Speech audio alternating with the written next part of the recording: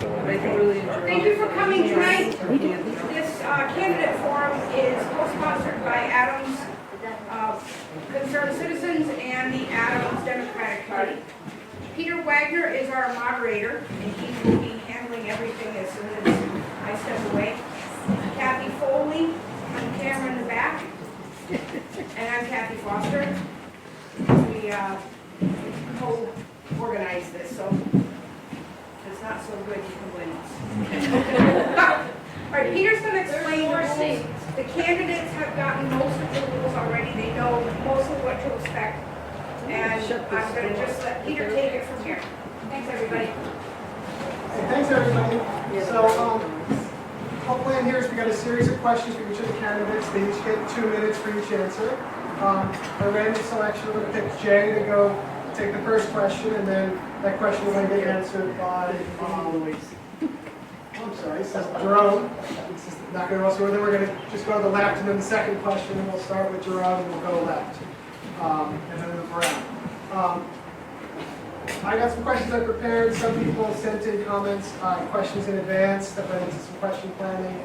And then if you think of, some people wrote cards out right now. And if people think of questions as the event's going on, write your question out, pass it up to the front. I will do my best to work it in. Put your name on it, because I'm going to try to call on people to then present your question, if it hasn't already been asked.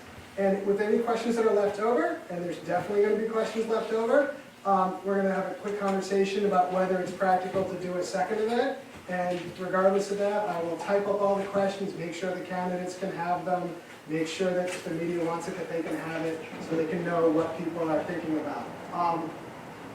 At the end, we're going to let them just be an open-ended question to have, let the candidates just wrap up for 2 minutes. I'm also going to start with introductions. And then we have a signal system here to warn the candidates about the time. And I have asked them to keep this on time for 2 reasons. One, it's fair to all the other candidates. And two, the faster that we can go, the more room there is for all the questions that we all have. So we plan this as a 90-minute event, so if this runs on time, we can get about 11 questions plus those closing statements. So, and if I didn't say it, please put your name, if you write your questions on a card, please put your name on it so that I can possibly call on you to read that out. All right, you want to start with introductions? Sure. Yep. So my name is Jay Mesawar. I'm a lifelong resident of Adams. I was a 2007 graduate of Hoosick Valley High School. I furthered my education at Utica College in upstate New York. I earned my doctorate in physical therapy. Upon coming back to the area, I worked on Berkshire Medical Center, and I work in North Adams at Berkshire Sports and Physical Therapy. So that's my day job. What do I do in my free time? So I am currently the chair of the Adams Finance Committee. I've been on the Finance Committee there for 6 years now. I've been chair for these last 2 budget seasons. On top of that, I'm a co-founder of the Northern Berkshire Events Committee, which some people might have been to some of our events. We put on multiple things, the Hay Wagon Art Crawl. We help with the Community Cleanup Day, co-sponsor that, and we also put on music events as well. Beyond that, with all my work there, I was honored last year in 2024 with the BCC 40 Under 40 Award, which I'm very proud of. I'm running on a platform of fiscal responsibility, yay, transparency, and coordination. What do I mean by that? Fiscal responsibility, my work on the Finance Committee will hopefully help me in dealing with the budgeting process. And then in terms of transparency, the communication skills that I use in my daily job, and then also with my work with volunteering in the public, hopefully will come handy there. And coordination, my work with the events committee, coordinating and planning events. So, thank you. Hi, my name is Jerome Sokoloff. My day job, I'm a professor of arts management and chair of the Department of Fine and Performing Arts at MCLA. I've been proud to call Adams home for 7 years now. I was born and raised a little over 2 hours west of here in Ilion, New York, a very Adams-like village on the Erie Canal, similar industrial history, same roughly latitude. I bounced around after growing up, went to college for my undergrad in Potsdam, New York, another small village. did my graduate work at Ohio State, have lived in Charlottesville, Virginia, Houston, Texas, and when work brought me to Massachusetts, my wife and I lucked into being in Adams. Adams found us when we moved here, is where we could find a rental. And when we decided we wanted to put down roots, we chose Adams. This is the town we love. We've loved it for 7 years. We want to love it a whole lot longer. In my non-work time, I'm a member of the Adams Historical Commission. I'm a board member of Pro Adams, serving on the marketing and economic development committees, and I'm a proud member of the Adams Lions Club. What I'm running on really comes down to a handful of, I think, fairly straightforward things: fiscal responsibility, better communication of what's going on in town, working to increase both the quality and the quantity of the housing base in Adams, and working tirelessly to grow the tax base in this town. There are a lot of issues going on in Adams, we all know this, but we can't afford to view any of them in isolation. I want to be able to bring my skills as a researcher, as a communicator, to tackling these problems in all of their complexity and making sure that folks know what is going on so that we feel informed and engaged in this town that we all know, and as evidenced by the fact we're all here, that we all love. Thank you. Okay, my name is Joe Novak. I too am a lifelong resident of Adams. I love this community, and I will continue to love it should I be given the opportunity to serve you again. I have a steep past with this community, and I don't like to bring this out because it's kind of like putting me in a position that I don't really like, but my dad died at age 41, and my mom was widowed with 4 young children. And I can remember as a young boy, Santa Claus coming, but I didn't really understand that it was a person from North Adams, as I found out from the Christmas, to bring things to children.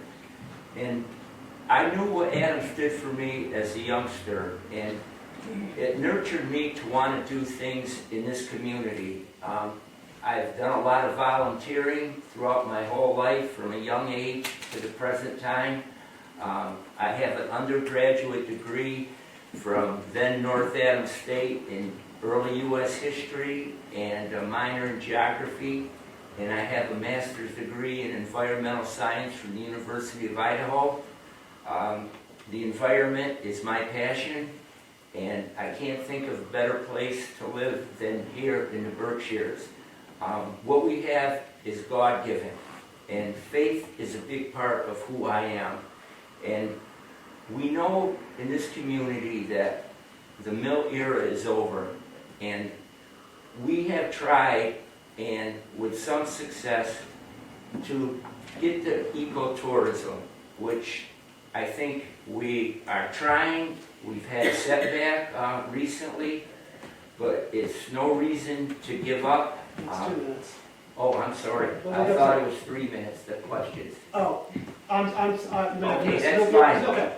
Yeah, so we initially talked about doing this at 3 minutes, and then there was a change today. Okay. I think we may have improperly communicated everyone. Okay.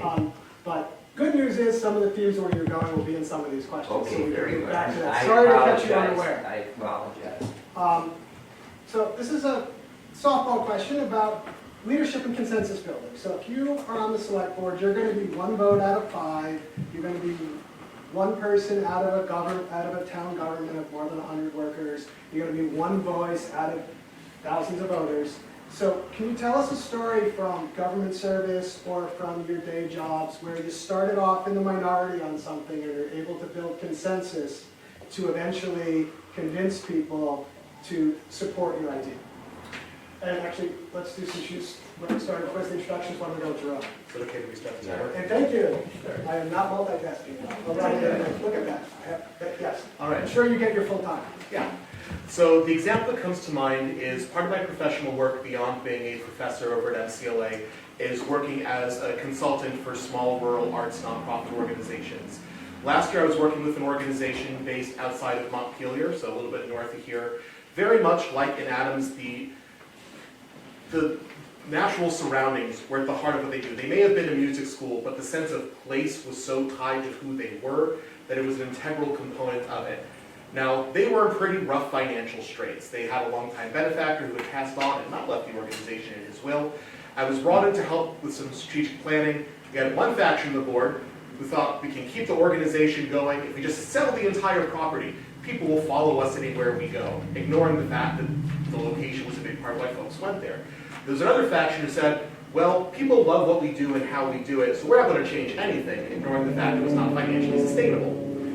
I got to spend a 3-day retreat up there in God's glory, working to bring those sides together to ultimately realize the path forward had to include the physical place, but that place could not be the size and scope of what they had been doing all along, because it just would not work. I'm happy to say now, a year plus on from that retreat, they've managed to move forward. They've embraced the plan to slightly shrink the footprint, as well as work with the municipality on the land trust, so that they can keep the place element of their organization that people have loved for 80 plus years outside Montpelier. Keep that element there, keep the organization going, and keep it around for another 80 plus years of making great music in the summer. So that would be my example. Hey, having served on the board for 14 years, I think I have a lot of examples, but I'm just going to highlight one of them. The gentleman from the Soil Service, United States Department of Agriculture, came to town to look at our soils for prime land, for unique land, and for special land. And this is something that's been going on for centuries, actually. And a lot of our soils have been tested for production and other means. And this gentleman came before us and explained the whole parameters of how this worked. And I got a lot of, having a degree in environmental science, it is important that we know what our soils are, because it's important that we have land that's growable and we can get some things out of production from it. So the board members, I brought it up and they were concerned about, developable land. We're going to lose developable land, but it was never part of what that proposal was to be. A private landowner, regardless of his land, has the ability to sell his property if he wanted to. So I brought that up, and as happened to me numerous times, it was 4-1 vote against me. So I went to the Agricultural Commission and got their blessing for it, and I returned back to the board with their recommendation, and it passed on a 5-0 vote.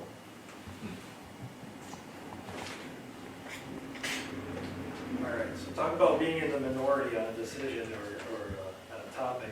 Well, I'm a physical therapist in my day job. I have to convince people every day that are injured to exercise. So in my day job, I'm constantly trying to communicate with people why they need to do the things that they need to do, and so far most have bought in. One example specifically where I was able to convince a group that they needed to kind of either think about things a little differently was back in my college days. I was part of the student advisory council for the physical therapy program, and as part of the physical therapy program, I won't bore you with the details, they developed a method called problem-based learning. Now that centered around a certain problem, certain individual, and you had to come up with anything you could think about to possibly come up with a topic or discuss about, and then the teachers would just grade you based on your research that you did. That's a really hard way to learn, I won't lie.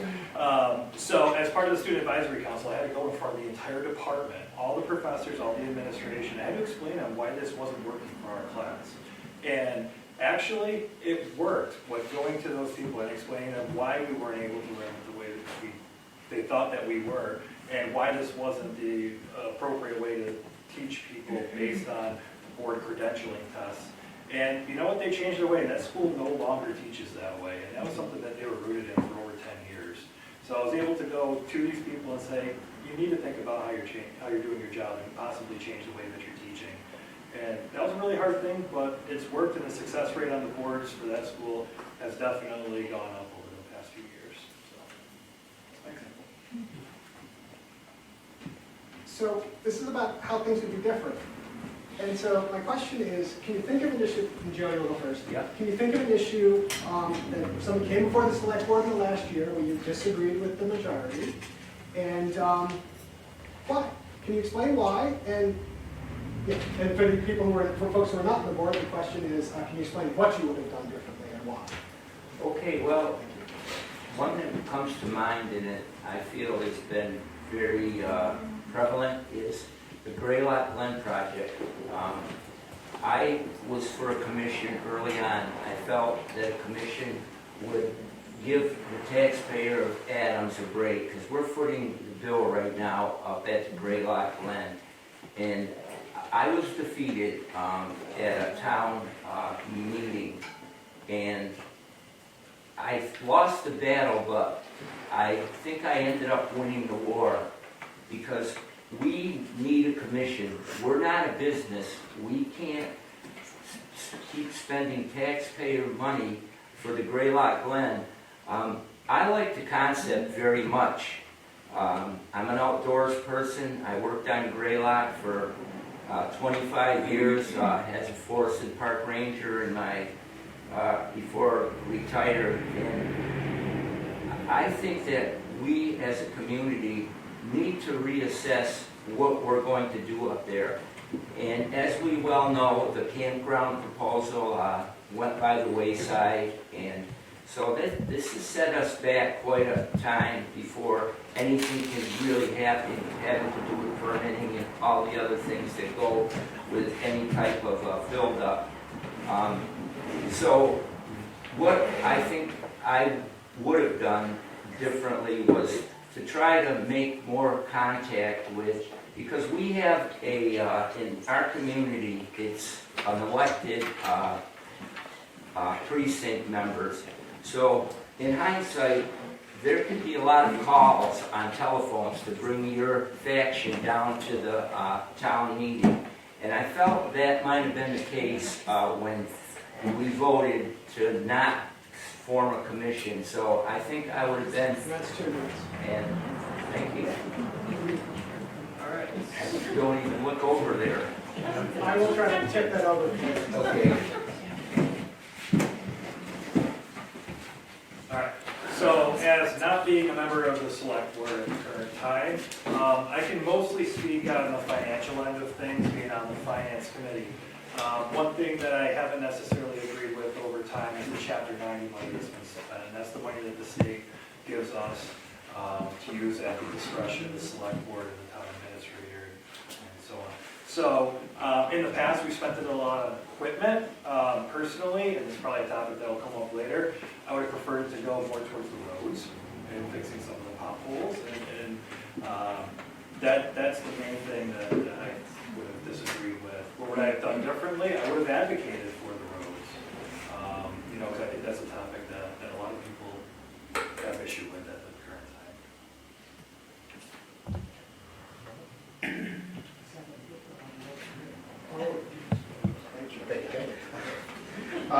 At some point we'll get this figured out.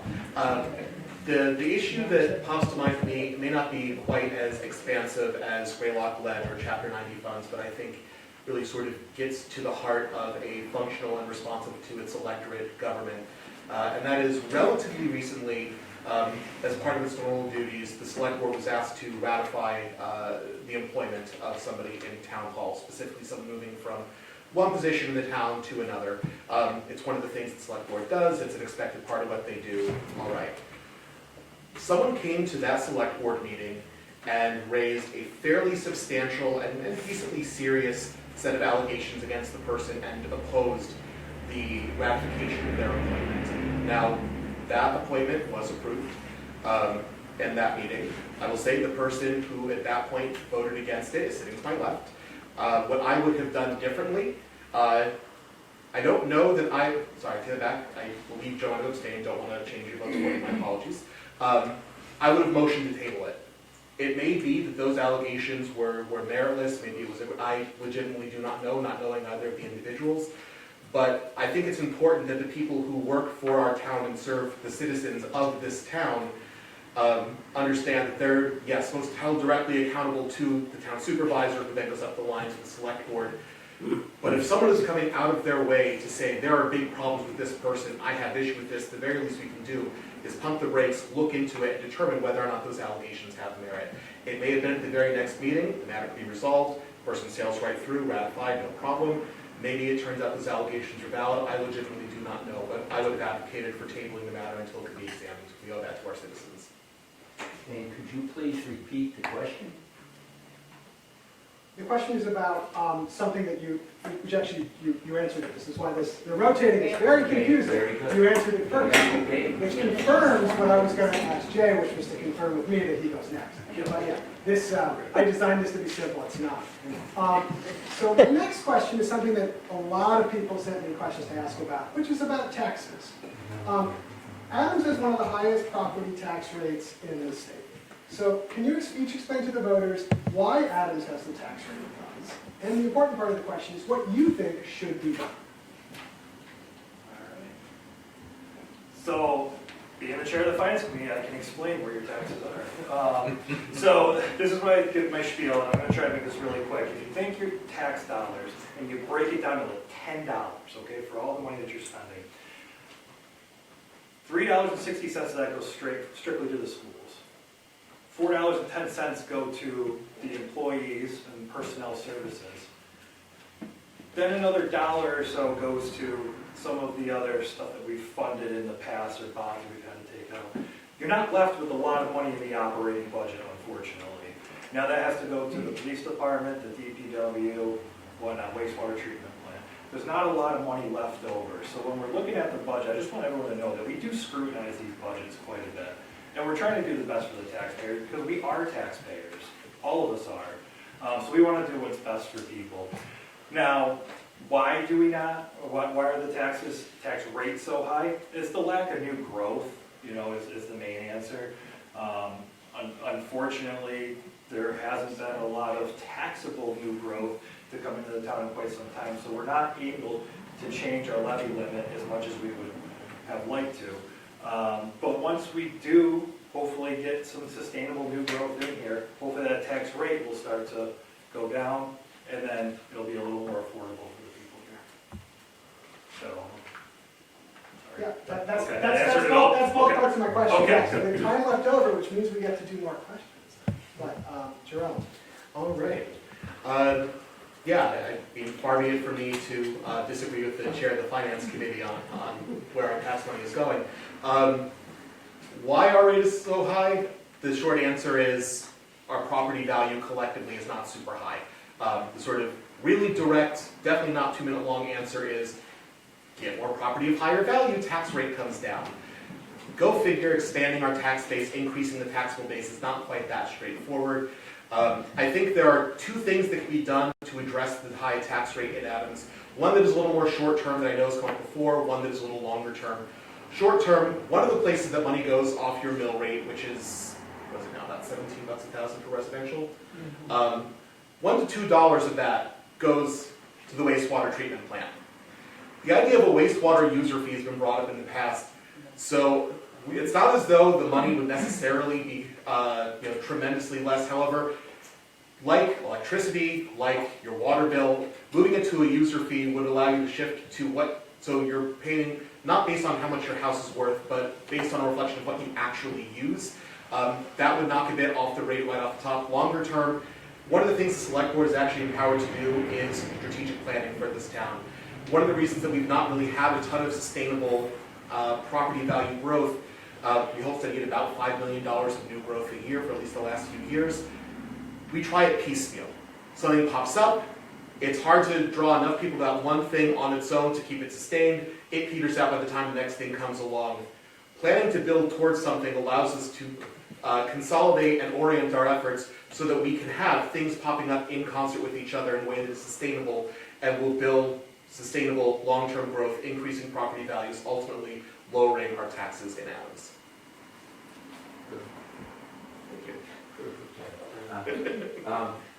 Yes, taxes are high in this community, and for the last 3 years, I voted against the tax rate going up.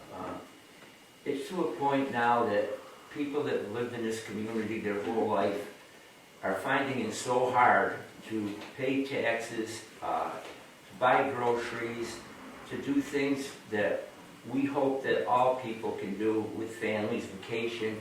And in short, I think that we need to really step back and look at this community with the number of employees we have, how we're doing things to be more efficient. And I also think that myself, I'm a person who talks to the people. I think I learned most of my, as a selectman, talking to people on the street. And so many people come up to me and say, you know, Joe, what's going on in this town? I can't afford to live here anymore. And I think it hurts the elderly because I think that they're the ones that are really being hurt. I think it's dignity to be able to live in your house in your elderly years. And so many people now, they just can't do it. We have to realize we're a meat and potato community. And the families that make up this community are families that have lived here for a long time, although we're certainly having a transient population. So in short, I'm going to do my best, and I voted against the tax increases because I don't think we're doing enough as a community to cut and make things more livable at a reasonable cost. Thank you. So, first up for this question will be Jerome, and we'll continue around. So I get a lot of requests to ask questions about the roads. And so here's how I'm going to put it to you. One, it's two parts, sorry, all my questions are multi-part. Are the roads in town in bad condition? And then on your list of priorities, where do the roads fit in? Well, it's not going to take me 2 minutes to say yes to the first part. Ultimately, the roads have to be a top 2 or 3 priority in Adams. And the reason why is because if we don't have passable roads, if we don't have roads that allow us to safely get around, because you can live in Adams without a car, it's a little difficult, but also if you want people to come to town, to go to Greylock Glen, to go to something at the Adams Theater, they need to be able to get here safely, consistently, and not worry about the fact that they might drive into a pothole and blow their suspension. If we want to pursue economic growth, if we want to bring people here to continue to develop new housing opportunities, if we want people to come to Adams either as a destination for a vacation or a relocation effort, all of that is going to be contingent upon addressing the caliber of the roads. Now, some of it's going to be a little more straightforward than other parts of it. We can do some measure of patching. We have the paver in town. I know the blacktop plant opened on Tuesday, so there'll be some measure of addressing that. But that's a short-term thing, and we know that those patch jobs need to be patched repeatedly. In longer term, and it's going to take a lot more work, we're going to need state funds for this. And that's like we need to be collaborating with our representation in Boston, reminding, well, not just our Berkshire delegation, but everyone in Boston, the state doesn't end in Worcester. We have the fair share amendment. 2 places that money goes are education and roads. And we're starting to see the education money come this way. Big priority for me, again, top 3 in terms of serving the town and select board. It's got to be getting that money out here because it's about $1 million a mile to fix the roads properly. We can't handle that on our own. We're going to need help. We got to put the work in. I certainly agree that our roads are in need of work. The problem I've seen, and I brought it up as a selectman, that infrastructure is a very important part of your community.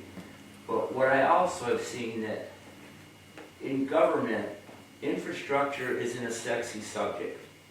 And a lot of things that have been done in town have been like a view shed. So do something really good in town, and everybody will say, boy, the town is really working good, working properly and making our town look good. But that catches up to you. And what I did when I became a selectman, as far as the roads, I voted against the paver that we bought. I think that paving is an occupation within itself. I think the money could have been spent more, more properly.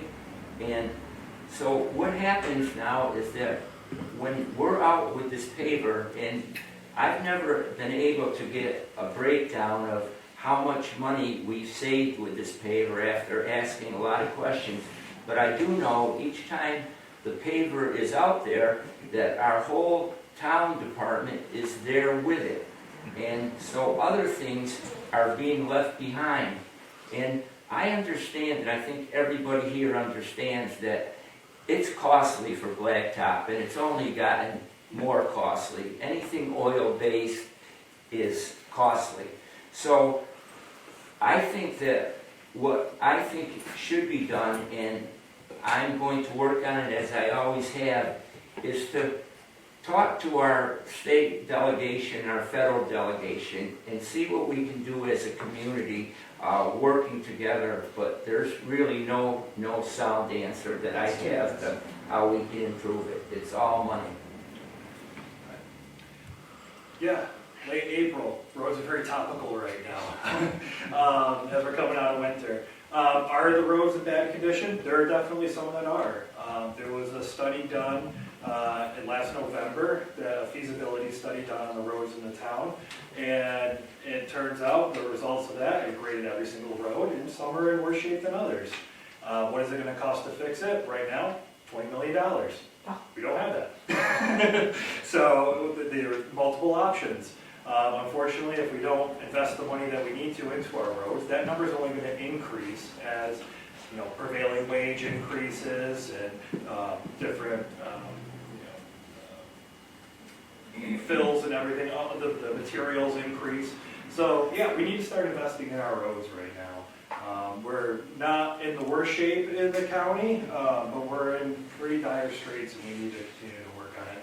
How do we get the money this way? These guys nailed it. It's talking to the state representatives, it's talking to the people in Boston, and making sure that they come to Berkshire County and they see what the situations that we have out here. We can't do it alone. We need the state to help us out, and we need to invest wisely. Thank you. So this question starts with Joe.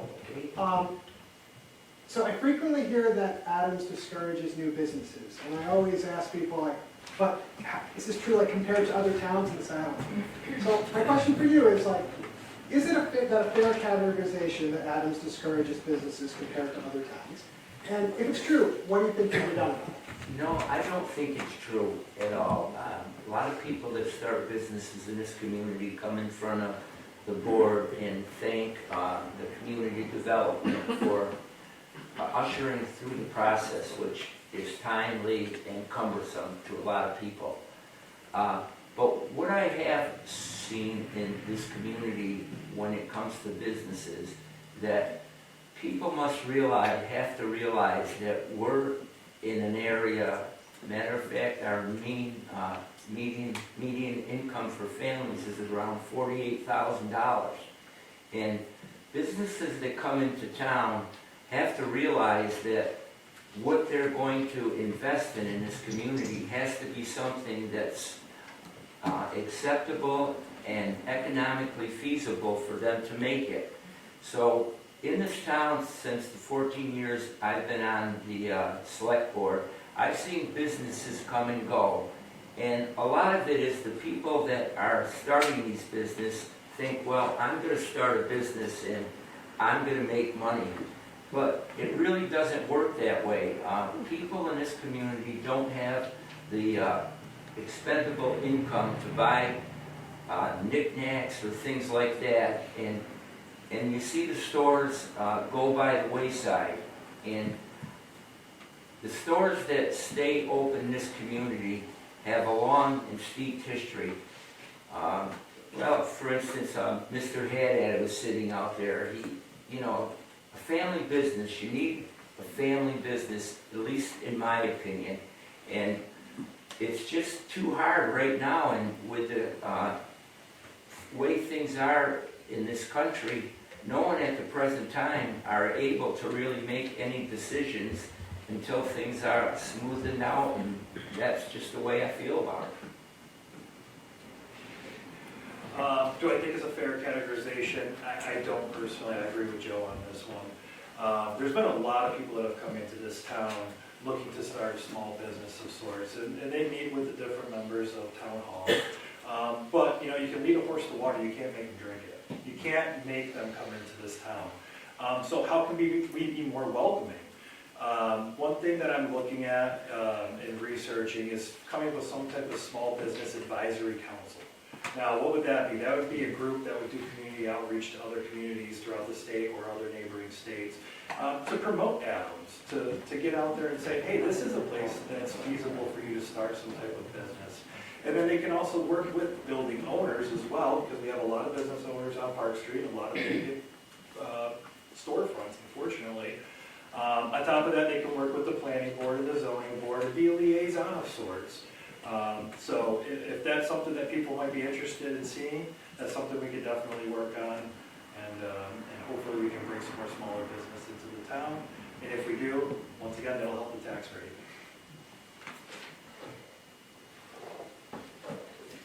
All right. Well, I agree with Joe and Jay. To add a little nuance to it, I don't feel that Adam's necessarily discouraging to businesses, but I feel like there are ways that we could still be friendlier to businesses. From literally the jump, I know that the town instituted, I believe it was called the Road to Ribbon Cutting, basically meant to help guide folks who want to start a business here from conception through actually opening the business. Even getting it as straightforward as, you want to open a business, here's a one-page flow chart telling you exactly what you have to do, who you have to talk to, what the time frames are. So you have all the necessary information in one convenient place. Yes, you still need additional help getting through that system, but making that information so clear and available, it's also worth taking a look at things as picayune, well maybe not so picayune, as zoning, codes, signage-related stuff. What can we do that makes it easier for someone who wants to come here and set up shop to do their thing? Tying back to the comment I made earlier about strategic planning, making sure that we're not just having things pop up as a one-off, but actually trying to create that critical mass that draws enough foot traffic that makes it sustainable, and importantly does so in a way that both serves the needs of those of us here in Adams who are here all the time, but also visitors.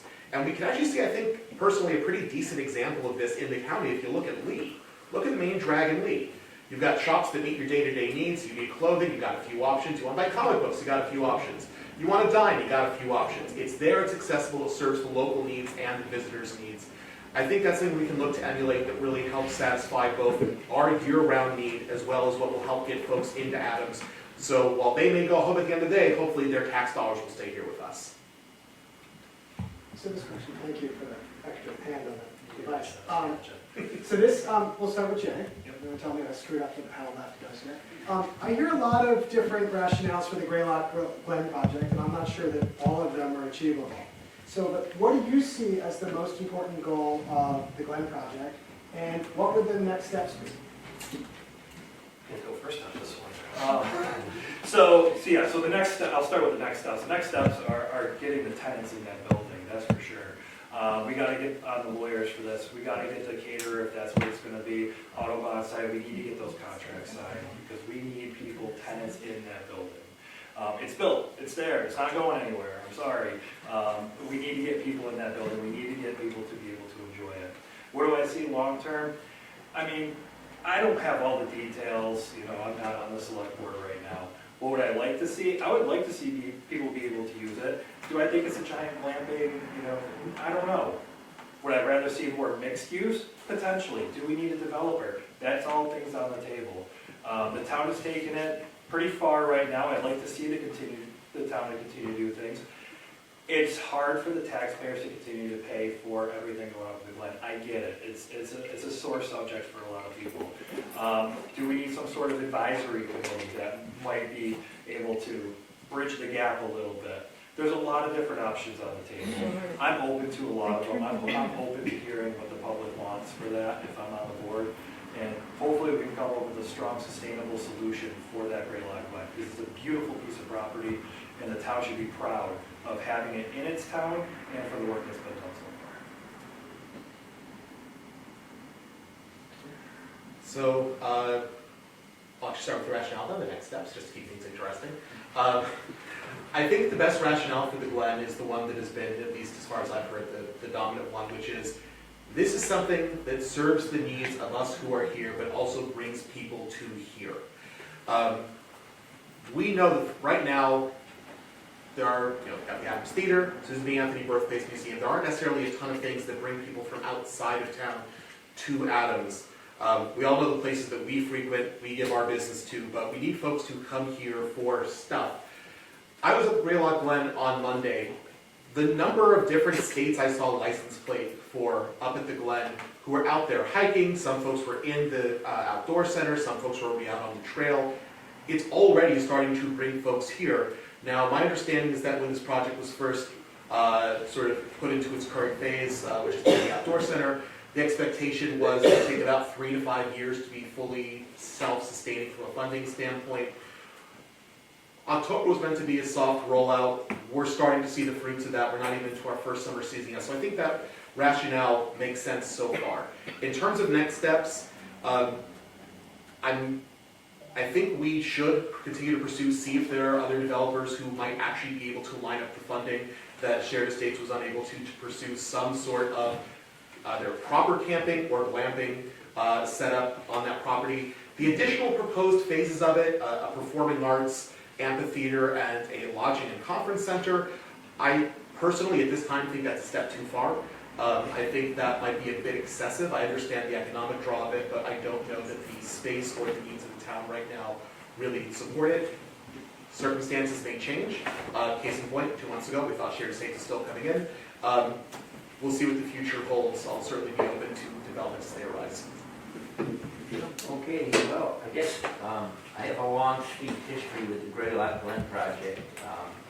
I've been involved with it since all the ideas that came forward, condominiums and all the other things. And as an environmentalist working for the Department of Environmental Management at the time, I would go to these meetings and show my disdain for what they were planning to do on that property, because that property is contiguous to the state reservation, which was the first state-owned property that was bought to preserve forests back in 1898.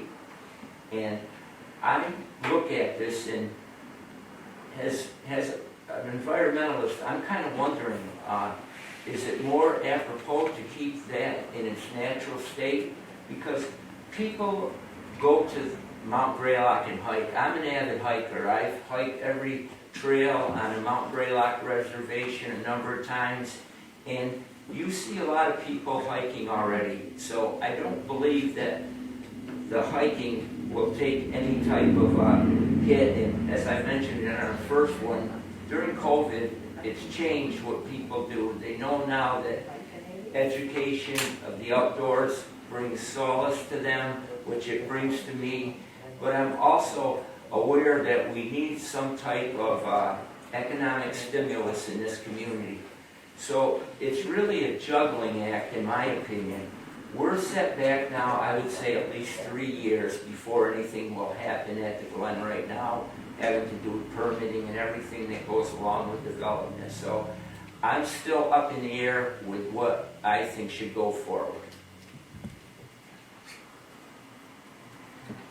This next question, I guess, starts with you, Jerome, right? Okay, good. So you're running for a part-time position to provide oversight and leadership over the town, but much of the actual work is done by full-time town employees. So do you think the current rate of employee turnover at the top of the departments and in general is normal? And if it's too high, what do you propose to do about it? I think it is kind of high, especially in the last year. In the last year, we lost a town administrator, we lost our development director, we lost our town finance director. That being said, I will admit, I do not know off the top of my head what the average tenure of these positions on a larger scale is. It may be that these are positions that regularly change hands every 3 to 5 years. Like with a background in nonprofit arts, I know the average tenure for a development director in an arts organization is 2 to 3 years. It may be that this sort of turnovers happens regularly. We just sort of landed in a weird spot where they overlap. So I can't say from a definitive position. That being said, losing 3 folks in those positions in 1 year is a lot. In terms of what we can do to remedy that, I think a really good and important first step is do exit interviews and find out on the way out why. I don't think that we should be approaching this from the viewpoint of, we're going to suppose we know why these people left. Now, some cases that might be fairly obvious. Maybe they took a job that pays a whole lot more because, civil service, not the best paying field out there. But there are likely other circumstances that lead to people seeking out those opportunities, especially if they're making parallel moves. We need to be asking why rather than guessing why they're leaving. We can't address problems if we don't know what the problems are. Ask folks, exit interview, fairly standard HR practice. And once we know what the issues are, to the extent we are able, we go about addressing those concerns so that once we get people back in those positions, we can keep people there for the long run. I don't personally think it's uncommon for people in higher positions to move on. A lot of it's predicated on money, and so our past town administrator had an opportunity, put in for a job at Lennox, paid a lot more. Our accountant who left and got a job in the private sector, making more. But my problem with people leaving from the top is that we as a community have nurtured them to move on and to do better for themselves. As far as our accountant, we paid a good sum of money to get her through her master's degree, through programs within the town of Adams. I believe that if people are using our monies to better their potential for better jobs, that we have to get some type of a contract with them. If we're going to give you this amount of money towards your education, we need you to give us a contract saying that you'll stay a certain amount of time. I would think like 3 years would be a good amount of time, because we've given a lot to our employees. In particular, it comes to mind, we were allowing both of our accountant and our town administrator at the time to take a 25-week course every Friday, and we footed the bill. But as a selectman, I didn't think it was fair, and I said, well, they should reimburse us. And it took time, but finally they did. So in short, I don't think it's odd to see people leave. I think in the world we live in, money is a factor. All right, I want to copy everything these guys have said. I mean, is it uncommon? I don't think as much in this day and age for this amount of turnover. I mean, especially as you get into a younger population. Nobody's staying in the same job for 30, 40, 50 years anymore. Unfortunately, a lot of the pension generation, they just don't have that type of option anymore. Now, what can we do about the turnover, especially at the top? Well, exit interviews, fantastic idea. But also in the interviewing process, we have to make sure that people that we're interviewing are invested in the town. They want to be here in the town of Adams. They don't just want this as a stepping stone. In the past, it has been a stepping stone for a lot of people. They've gone on to bigger communities, bigger jobs, higher paying jobs. I'm going to make sure this next year, we're going to have to choose a new town administrator. That's probably the most important thing I think the select board is going to do in this next year. Because that person's the CEO of the town. They run the day-to-day operations. The select board is the board of directors. They report to the select board. What we need to do is to make sure with this person, whoever it's going to be, that we do our due diligence in the interviewing process. We make sure this person is going to be invested in our town in the long term. Say we have the community development director and we have a new finance director. We need to make sure that these people are invested and they care about the people in here. They're not here just to further their career along. We need to make sure that they care about us. So this question will go to Joe first. Carol, do you want to ask I can bring it to you. Do you want to ask your financial stability question? And now, Okay, who's starting? You ready? I'm ready. Okay, there's been a lot of discussion about the financial stability and status of Adams. What steps would you take to be sure we meet our financial goals? Like how much we have in our stabilization fund, how much free cash we hold. What steps would you take to add value to that discussion? Well, I think my first additive to the discussion would be, we have to sit down as a community and assess our needs and how many people we have in positions. I think that as it stands right now, our community is picking and choosing ways to do things. I personally think that our community really needs to focus on our monies, which Jay, being the finance committee chairman, has the ability to do. I'm a common person, and I grew up poor, so money was important to me, and I'm getting a little off the topic about how to do it. I see some of our money, we should have more money in some of our accounts. We've had much more in the future, in the past, but we're picking out of it, and our purchases and the monies that we're spending, we're not getting much out of it. I feel like we should have more of a nest of money in this community. We've had it in the past, but I think poor spending habits have put us down to a place where one bad situation in this community would put some of our stabilization monies and other monies in jeopardy.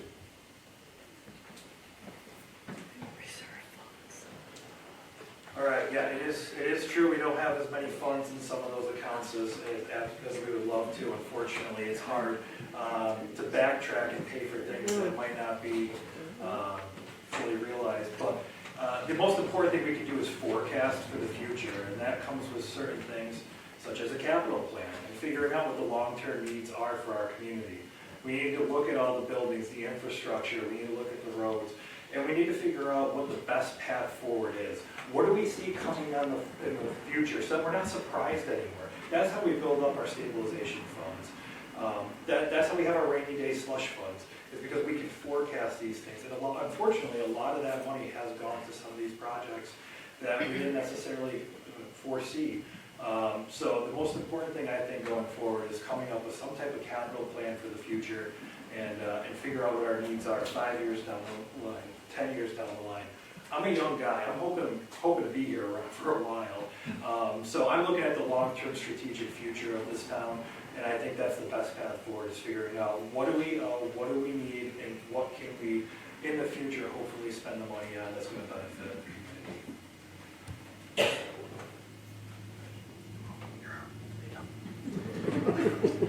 We're getting good at this. So there are three things I want to sort of hit in my answer here. The first is, and this seems like a relatively small thing, but I think it's a very powerful thing, just actually tell people what our financial goals are. The select board knows this. I'm guessing the relevant town employees know this. Hopefully the finance committee knows this. I think the general electorate doesn't necessarily know what the numbers that are attached to these goals are. It's a lot harder for folks to be able to contribute ideas, to feel like they're engaged in the process if they don't actually know what targets we're trying to hit. Just like if you're trying to plan a trip and go somewhere, you just get in the car, hit the gas, and hope for the best. You're as likely to hit a tree as you are to end up where you're going.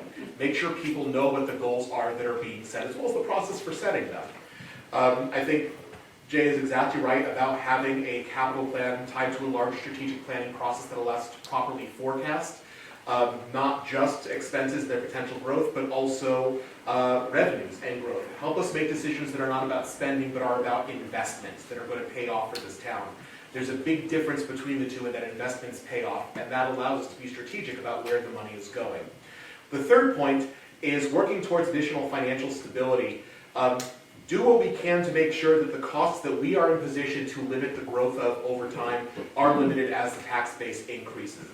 It's the same basic idea behind, we know inflation happens, so we hope our raises outpace inflation, so we actually feel like we're making progress. Same idea, but in a civic perspective. There are relatively few things that we have superb control over, but I will say one of those, I've got 15 seconds left here. Will we have a new town administrator? As we have union contracts in the town coming up, The governor sets what the growth cap is for civil contracts for union members in the Commonwealth. You're doing the same thing here, so we can at least have some control over that particular element of a fairly expansive and complicated budget. So it's going to start with Jay. Let me call on you, Marty, and then let's do Diane after that. Okay. And if you want a reminder of your question. Sure, thanks. So, our town, it's hard not to notice that it's getting kind of run down, and I know everyone is financially strapped. You can't be repainting your house or, fixing up stuff all the time. But, it's gotten to a point where people are, there's multiple cars in lots that are growing weeds out of them. There's neighbors of mine that are collecting old pallets to burn during the summer months, at bonfires, which is extremely dangerous in such a tiny cluster of town like we have. There's people in my neighborhood that have collections of old mattresses that have been outside since November, furniture that's not being taken away, like chairs and just general garbage. The town has maintenance, property maintenance guidelines that I looked up, and they're not being enforced. I've called the town and, made note of this with, I think it's the health inspector, right? And the town board. And just recently I've invested with a friend in a property, and we've had to, there's multiple hoops that you have to jump through that, even to the point of having your, I forgot to put on one outlet cover, and we weren't passed because I had to put that outlet cover on. So why is it that I'm being asked to jump through these hoops, but all around me there's owners and landlords that are really getting away with just letting the town turn into a junk pile? And, but the question is, sorry, but the question is, if elected, what will you do to help enforce these laws and both with the landlords, the owners, and the town, making sure that all three of these entities are held to account? Thanks. In terms of the select board job, we could be a liaison to the public in terms of talking to them with the building commissioner and the code enforcement officer. I mean, unfortunately, those are kind of topics that you have to bring up with them specifically. I don't know why they're going to a certain spot, and I don't know, I'm not sure. But ultimately, as a select board member, we are a liaison to the public, so we would have to work with them on a case-by-case basis. Thank you for investing in the town. It's a great thing. We appreciate that. But also, I feel like a lot of people need to take pride in their community as well. We can't force everyone to clean up their messes, and it's unfortunate. But as a community, we can come together and do certain things, such as a Saturday, weather permitting, a community cleanup day in the downtown area with a couple of different groups that are hoping to put this all together. There's areas of blight. I understand it. It's a problem. It's a problem everywhere. But we just have to make sure that the code enforcement officer, the building commissioner, that they know and understand what's happening. As a select board member, I can communicate to them that these are areas that you need to have concern about, and hopefully we can get some of these remedied over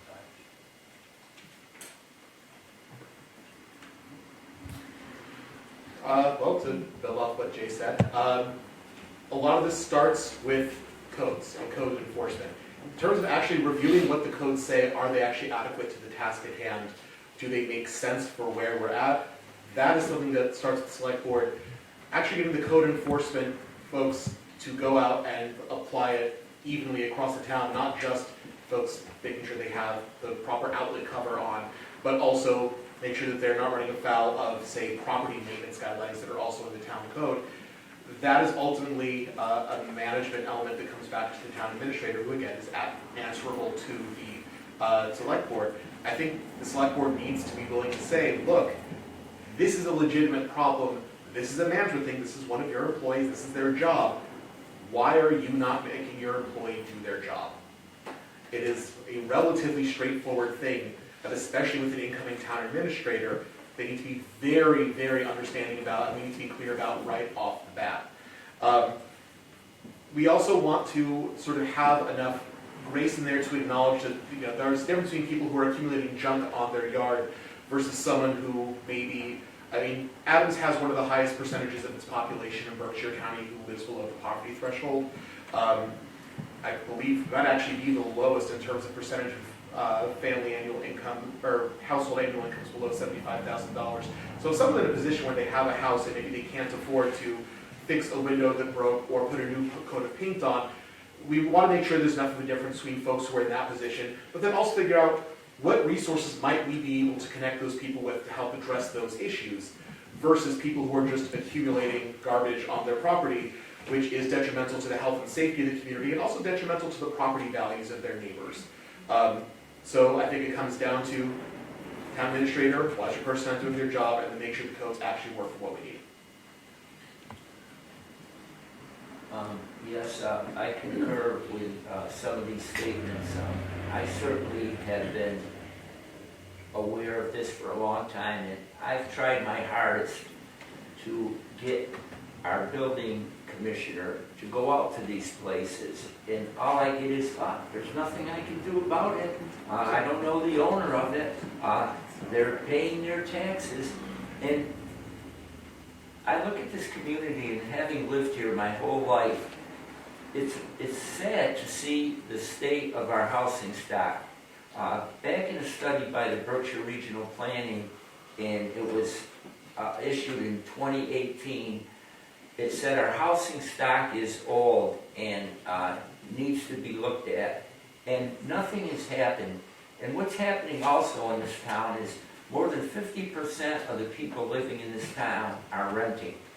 So we've got a number of people that are renting properties from people that are buying up duplexes, so that their main intent, I believe, is to make money.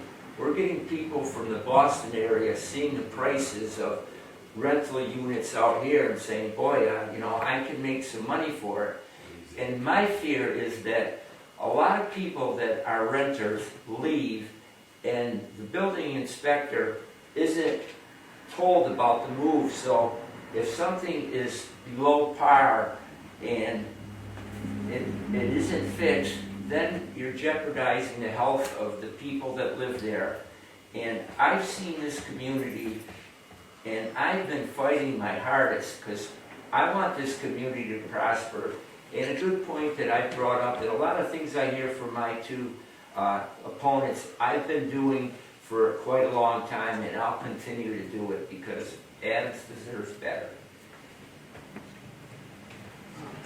Before we go to Diane, we might have time for like about 2 more questions maybe. If people want to pass out cards, I will, I got a few others to go through. I saw some people writing. Thank you. Well, I wanted to say that I'm pleased to hear about a capital plan. I'm pleased to hear about growth.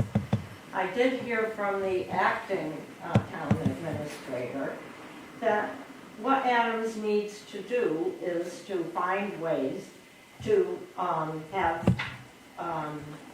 more investment in the town, more money coming in, and also a way to limit expenditures. So I like what I'm hearing about a capital plan and renting the vacant places and starting with the outdoor center. What I want to know is, do you think the town of Adams would benefit from having an economic development director, someone whose responsibility it is to market the town aggressively? I don't see the town being marketed aggressively anywhere, and especially not from town hall. Okay. Oh, sorry. So a similar question like this actually came up. We had a forum held by the Housing Authority right before this at 4:30. We're going to be exhausted by the end of this. But a similar question came up, and one of the things that we discussed, and I thought I gave an answer about, was we have sort of framed our development director position as a grant writer and grant funding position, where not every community does that. I think possibly, especially if we're in the process of hiring that position, reframing how that person in that role is situated, because let's face it, finding someone who is skilled at aggressively marketing the town, which I very much agree we need, heaven knows there's enough opportunity for folks if they just know we're here. That's another salary and benefits being tacked on. And as we know, money is already tight and expenses are kind of high, or at least we feel they are as is. I think taking a look at that position in the hiring process and saying, can we set this up so the person's job as development director is not just finding grants and writing grants and overseeing the execution, but also getting out there and doing the work of marketing this, letting people know we've got 2 big old mills that are just waiting for proper development. We've got the armory down the way that is for sale that has so much utility just sitting there. And the answer, for all we know, maybe it's Hanover, maybe it's in South County, maybe it's in the Albany area, maybe it's across the country, but we need someone who is on that work. So I very much agree that that is a role that we need filled. And I think the fact that we're actually in the process of hiring a development director provides us a relatively natural opportunity to do so without greatly expanding costs to the town.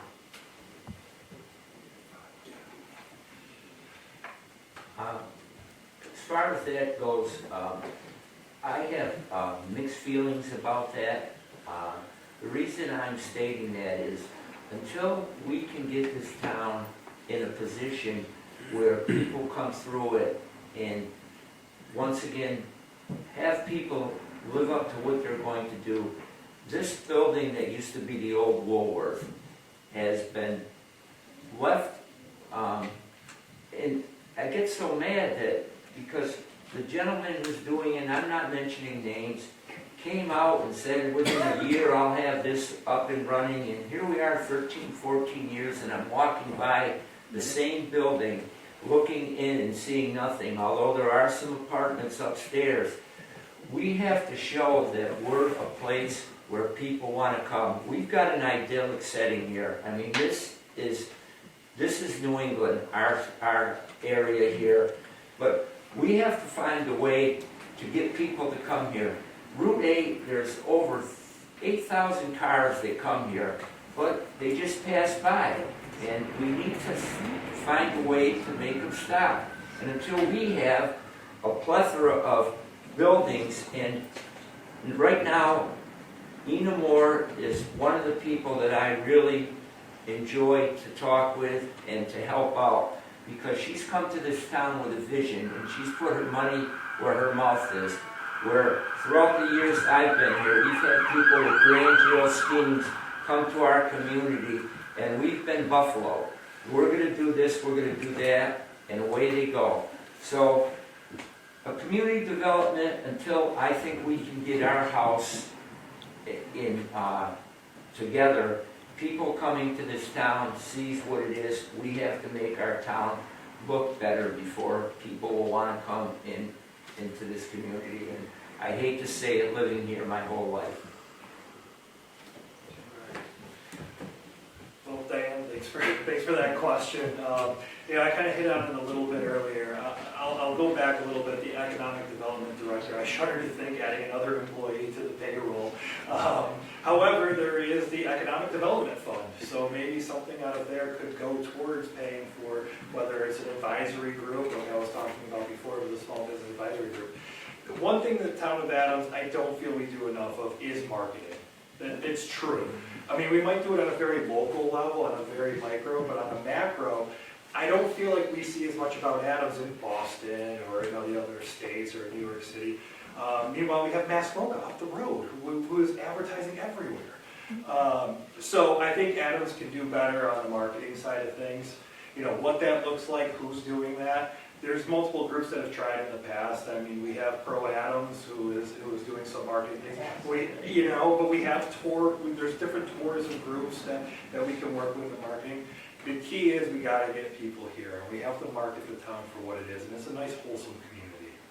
So, yeah, I'm for increasing the marketing, whether it's through social media, which is something I think the town unfortunately struggles with right now. We need to do better on that outreach. It's one area. It's a little easier to disperse than pamphlets, but I think the town of Adams can build on the social media aspect and its presence for the community. And going forward, hopefully we can market the town in a way that people would want to come here and So this next question starts with Joe, is Yeah. that correct? Okay, where's Mary? Can you ask your first question? My question is, considering that we have lost a town administrator as well as finance director and community development, should we consider, or would it be helpful to have a town audit? A town what? Audit. Like a forensic audit? Baby party? A forensic Oh, audit? somebody say Forensic something audit. in bed. Well, I certainly was the forefront of that. I really thought when our town administrator left and our accountant, I asked for an audit. I think that that's a reasonable ask. Because when somebody leaves and somebody's gonna take their place, I know if I was in that position, I'd want an audit to know that when I'm taking over, that the books are good. And I felt that way when our accountant left. It only made sense to me that we had an audit, but the other board members just didn't go for it. They said, well, we're gonna be audited later in the year, and then we'll find out. But yeah, I believe that auditing is a very important part of it. It can show, because we have a lot of money in this community called the revolving fund, which can be spent any way without any discretion or being known to us. And there was a lot of money involved in that revolving fund that I've asked to see where it's spent, and I've not been able to get an answer. And one thing about me that I think people should know is I don't take no for an answer when I feel that I'm right. So I brought that down as far as I could, and I made no headway. But to me, any business which is having new employees at high positions that are handling money should have an audit done before they're replaced. So I tried my hardest, and I believe there should have been an audit.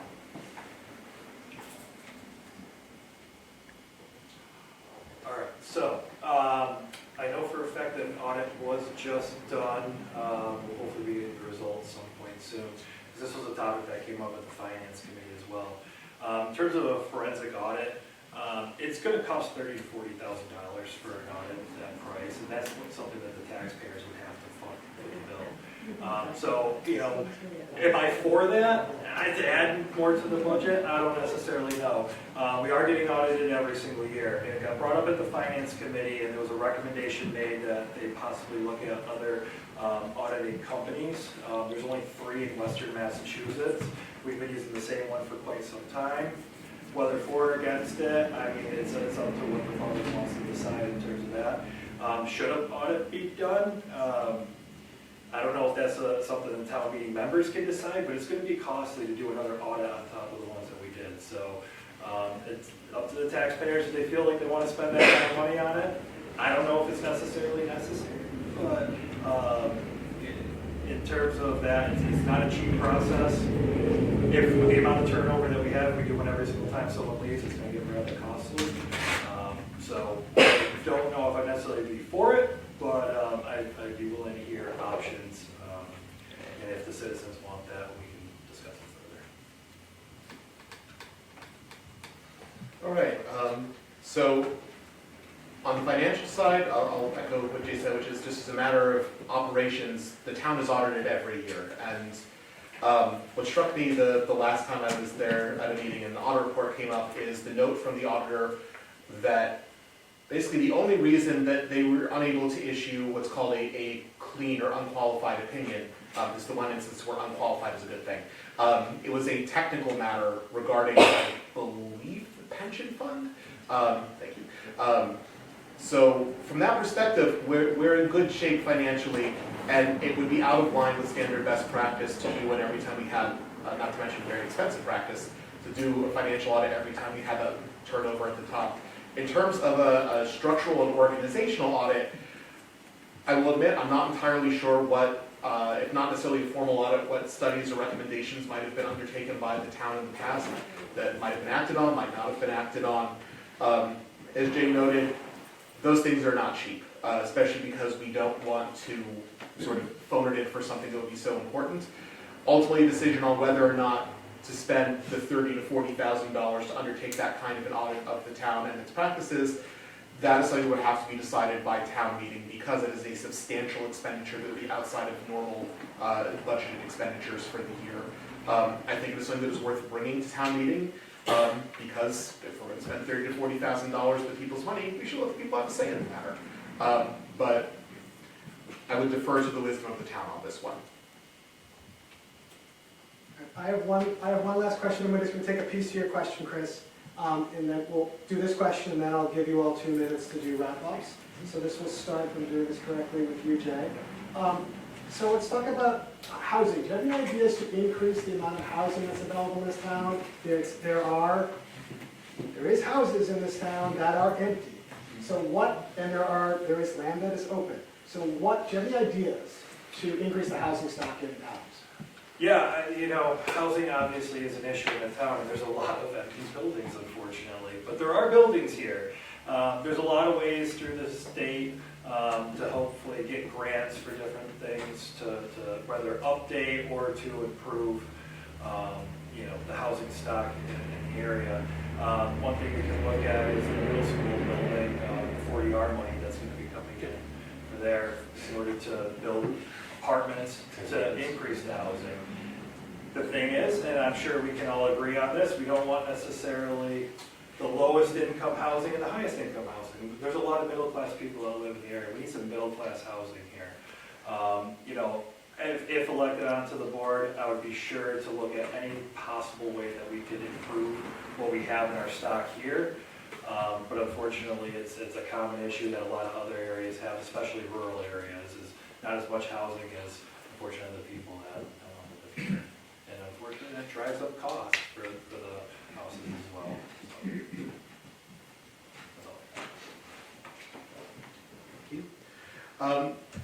A few things that I think that we sort of have at our disposal, some tools that we could use, some pathways we could undertake. One big one, and this is the nerdiest possible point to bring up, but I think it's one that's sort of undervalued, is because we don't have a ton of incentives we could offer to someone who maybe say wanted to come to town and develop the Hoosick Street Mills, because holy cow, we fit a lot of housing units in there. Which, we've got a lot of people who maybe they're empty nesters, they've got these large houses that were decided when they're built, they want to move somewhere smaller, but want to keep their social networks in Adams. There's nowhere to go. So of course we'd love somebody who could come in and create that space. What we could offer in theory is tax increment financing.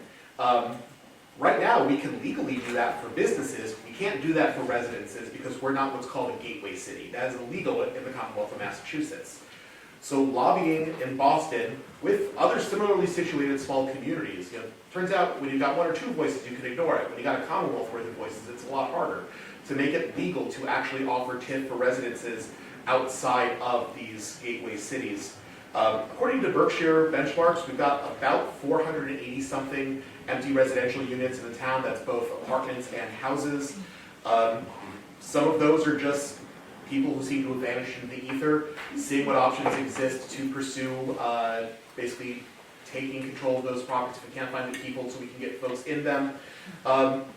Also, going to the state, trying to see if we can get additional funds. Again, not necessarily just us in Adams, but our neighbors around the Berkshires and in small rural communities across the Commonwealth to allow for funds to, say, take down derelict buildings. So if folks want to come in and build single-family, multi-unit, the workforce and market rate housing we desperately need, it's expensive to take it down. We can't shoulder the burden of doing that, but I think that the Commonwealth should be investing in us with our own tax dollars. I have to say, the two mills that Jerome has been alluding to have been sold, and the gentleman who was going to do the work has invested all of his time and money down in Lee. He's doing the mill along the river there, and he's been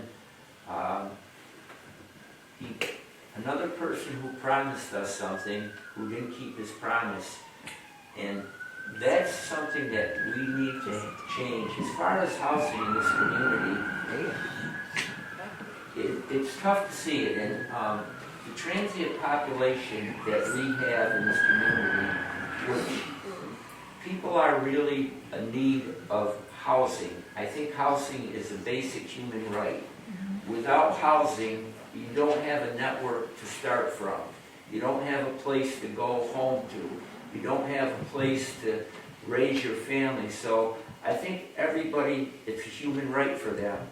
And I think the way that we can do it is, I see this new setup with tiny houses. I don't know much about it, but it's been catching on in some communities.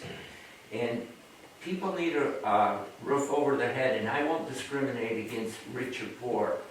I'm for the underdog, and I want people to have the reasoning and the ability to have a home, but I want it on the terms where they're living isn't substandard. So it's very, very tough. I mean, I wish I had more concrete answers and I could explain it better, but my heart is with people that need help, and that's just who I am. I just want to thank, I'm going to let them all make closing remarks, but I just want to thank the candidates for being here, working out your schedules, and also answering all your questions, and for keeping this event moving. I don't think I've seen an event like this that gets so much content out in 90 minutes. So I want to just thank them for that.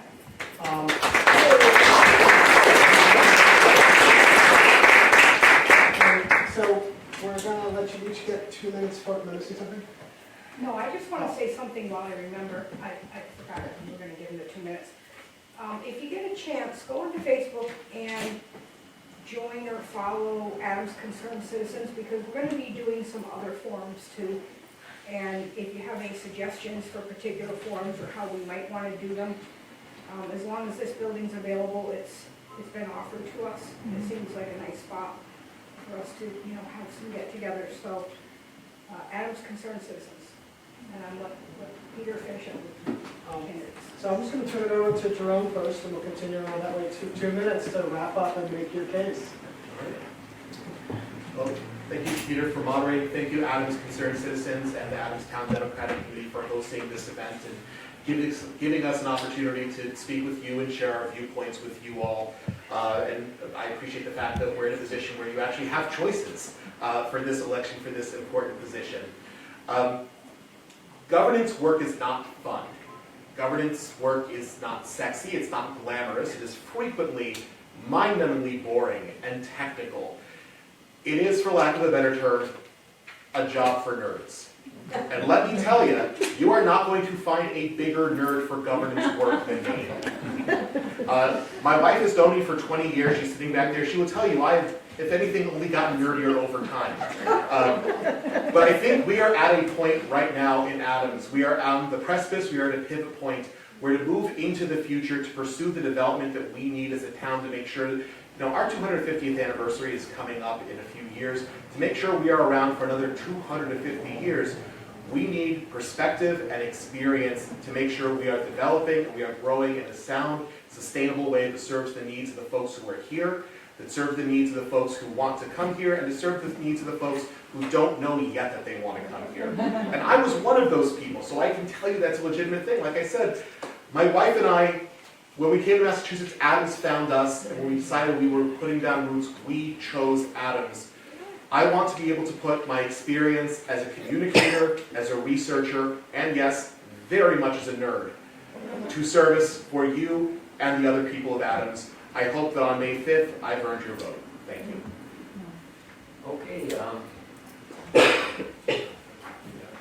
once again, I'm asking for your vote. I've been a selectman for 14 years. In these 14 years, I missed just one meeting in 14 years. So my heart is here in the town of Adams. It always has been and always will be. I've given of myself, not just in a mental capacity, but physically. I've done a lot of things for this community. I've been active. The Susan B. Anthony statue, I was the head fundraiser for that. I founded the agricultural fair at age 22, and unfortunately it has gone by because of lack of the younger generation want to keep it going. It was one of the saddest things that I had to deal with in this community. I've been a member of the Conservation Commission before Selectmen for 30 years. I started the Agricultural Commission in this community and got a bylaw, the right to farm bylaw. And my greatest thing in this community is helping the people that I know in this community. I'm not a guy who's flashy. I don't like to look for kudos from people for doing things. But I think as a selectman, my main thing is to help the people of this community. And I care a lot about the elderly and the young. I feel like it's like a sandwich. The elderly are getting older, they're on top, and the children are on the bottom. And people in the middle have to do what they can to nurture themselves and to get ahead. So, in short, I'd like to say that I'll leave on this. It was a quote I saw, and I think that it's prevalent in my case. Someone once said, the real story of American life is where you stand and the price you'll pay to stand there. So I'll stand with what I've done for this community, and I'm asking you to return me to the select board, and you can be sure that I'm going to work my hardest for the betterment of this community that I love. So once again, my name is Jay Mesor. I'm a lifelong resident of the town of Adams, and I love this town. This town has given me a lot over the years, especially growing up here, between the sports leagues and all the different community events and the schooling. I'm ready to give back to this town, and in a way that I haven't already, being on the finance committee and on other volunteer work. I don't do any of those jobs for money or anything else. They're all volunteer. I'm not getting paid for any of that work. And I want to continue to work for the town on the select board. I'm going to make a promise to you today. Now, we have to legally take a stipend on the select board, but I'd like to return that back to the community in the scholarship fund for the Adams Cheshire residents, for the students. What I love about this town, we talked about it earlier at the housing authority, is the people. I love the people of this town. I'm so lucky in my day job to be able to work with people, to be able to help them out when they're injured. What I want to do for everyone here, I want to be a voice, but I also want to bend an ear. I'm ready to work hard, I'm ready to listen well, and I'm ready to be a voice for the people. So on May 5th, I'd love consideration for your vote. Thank you, and thanks to everyone who came. Thank you very much.